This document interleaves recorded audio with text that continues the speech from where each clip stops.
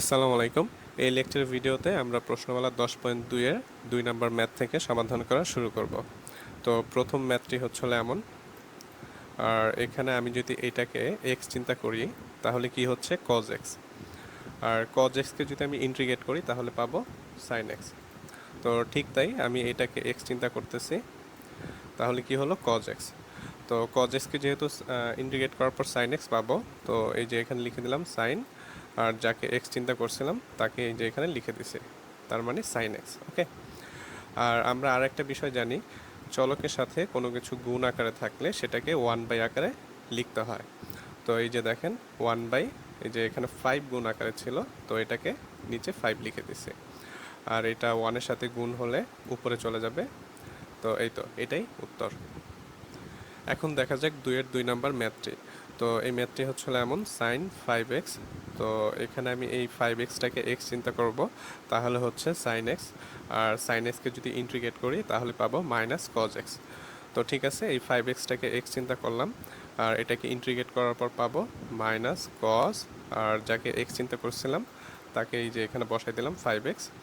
আর আমরা তো জানি যে চলকের সাথে কোনো কিছু গুণ আকারে থাকলে তাকে আমরা 1/, আকারে লিখে দেব। তো এই যে 1/5, ঠিক আছে।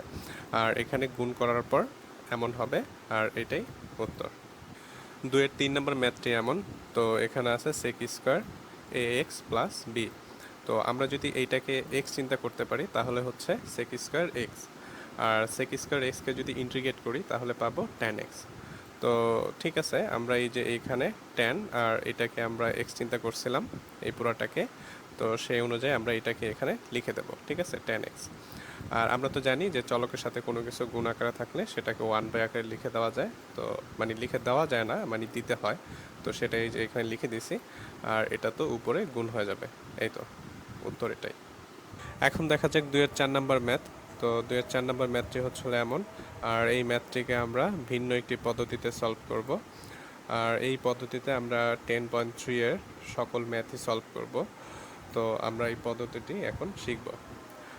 তবে তার আগে আমি বলে রাখি যে এই ম্যাথটি কেন ভিন্ন পদ্ধতিতে সলভ করব, তো সেটা নিয়ে একটু আগে আলোচনা করি।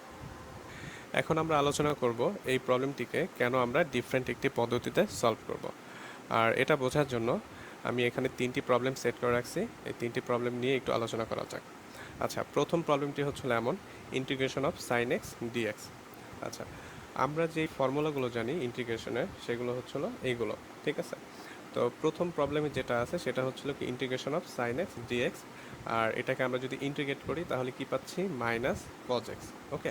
তো সেই অনুযায়ী আমি কি করব, এই যে এখানে দেখেন minus cos x plus C লিখে দিছি, তার মানে প্রথম প্রবলেম সলভ। আচ্ছা, এখন দেখা যাক দ্বিতীয় প্রবলেম।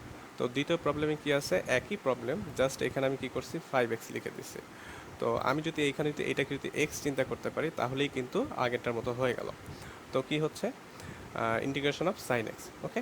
আর দেখেন এই যে এখানে ইন্টিগ্রেশন অফ সাইন এক্সের তো ফর্মুলা আছেই। ওকে।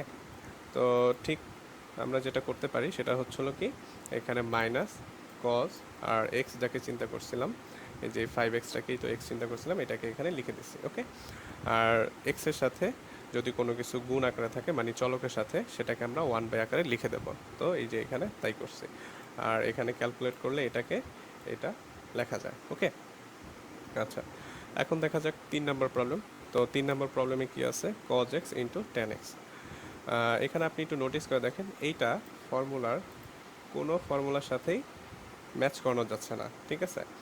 তো এটা আমরা যদি ম্যাচ করতে চাই এই ভেতরে আমরা একটু ক্যালকুলেশন করে নেব। যেমন দেখেন এই tan x-টাকে আমরা কি করতে পারি, sin x by cos x লিখে দিতে পারি।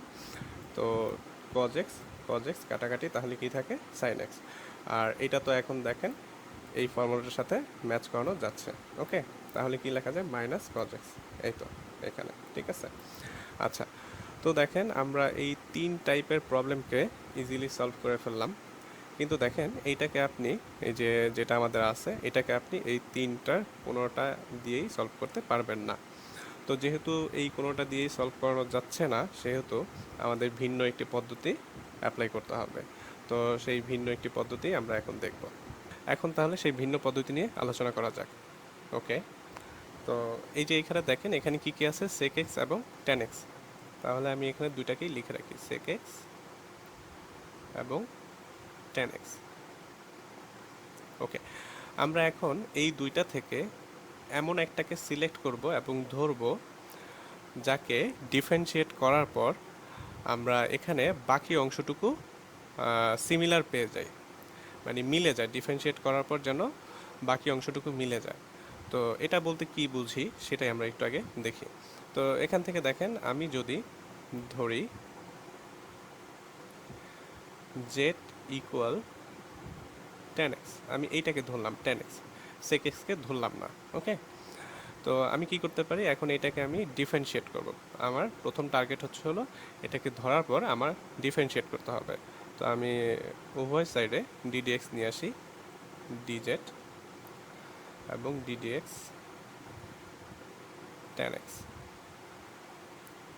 ওকে, তো এখানে যেটা করা যায় dz বাই dx, আর আমি যদি tan x কে ডিফারেন্সিয়েট করি তাহলে কি পাচ্ছি, sec স্কয়ার x। ওকে, তাহলে আমি লিখে দিই sec স্কয়ার x। আচ্ছা, এখন আমি যেটা করব আর গুণন করব, তাহলে কি পাবো, dz ইকুয়াল হলো sec স্কয়ার x dx। আচ্ছা, ওকে, তো এখন আমি এখানে রিপ্লেস করব। কিভাবে, আমি রিপ্লেস করার আগে এটাকে একটু সাজাই নিই যেন আপনাদের বুঝতে সুবিধা হয়। tan স্কয়ার x আর হলো sec স্কয়ার x dx। ওকে, তো দেখেন আমি তো এই tan x কে z ধরছিলাম, তাহলে এখানে আমি কি লিখতে পারি, z স্কয়ার লিখতে পারি। ঠিক আছে, যেহেতু আমি tan x কে z ধরছিলাম, তো আমি তাহলে tan স্কয়ারকে লিখতে পারবো z স্কয়ার। আর এই যে বাকি অংশটুকু আছে দেখেন, এটা কিন্তু আমার ডিফারেন্সিয়েট করার পর এটার সাথে মিলে গেছে।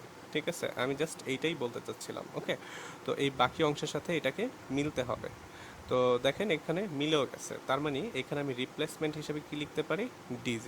ওকে, আচ্ছা, তো এখন দেখেন এইটাকে আমি এখন ইজিলি কি করতে পারি, এটার সাথে ম্যাচ করতে পারি, ইন্টিগ্রেট করতে পারি। ঠিক আছে, এখানে দেখেন কি আছে, x to the power n, আর x to the power n কে যদি আমি ইন্টিগ্রেট করি তাহলে কি পাচ্ছি, x এর পাওয়ার জাস্ট 1 বেড়ে যাবে এবং যেটা হলো সেটাকে দিয়ে আবার ডিভাইড করে দিতে হবে। ওকে, তো এই যে দেখেন এখানে কি করতে পারি, তাহলে z স্কোয়ার প্লাস 1, এই 2 প্লাস 1 এটাকে আমি আবার ডিভাইড করে দেবো, প্লাস c।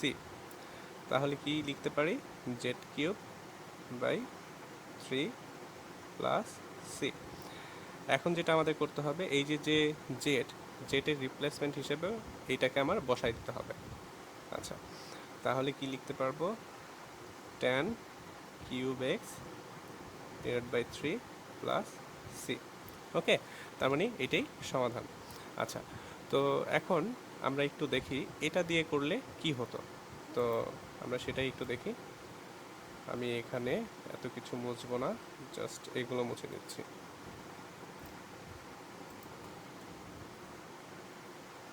আচ্ছা, এটাকে আমি কি করব, sec স্কয়ার x লিখব, সরি sec x। আচ্ছা, তো এখানে আমি sec x লিখে দিচ্ছি, sec x। আর sec x কে আমি যদি ডিফারেন্সিয়েট করি তাহলে কি পাচ্ছি, sec x into tan x। ওকে, তাহলে সেটা লিখে দিচ্ছি, sec x ইন্টু tan। এখন আমি আর গুণন করার পর কি পাবো, sec x tan x dx। ওকে, তো এখন যখন আমি এখানে বসাবো,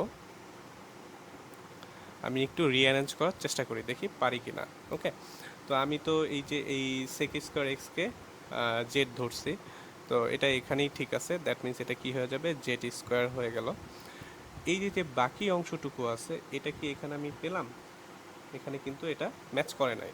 যেহেতু ম্যাচ করে নাই সেহেতু বুঝতে হবে এই যে আমি ধরছি এটাকে আমার ধরা ঠিক হয়নি, এটা ঠিক হয়নি। দ্যাট মিন্স এটাকে ধরে আমি এই ম্যাথটিকে সলভ করতে পারবো না। তাহলে কোনটাকে ধরে সলভ করতে পারবো, এটাকে। ওকে, তো এই হলো ডিফারেন্ট পদ্ধতি।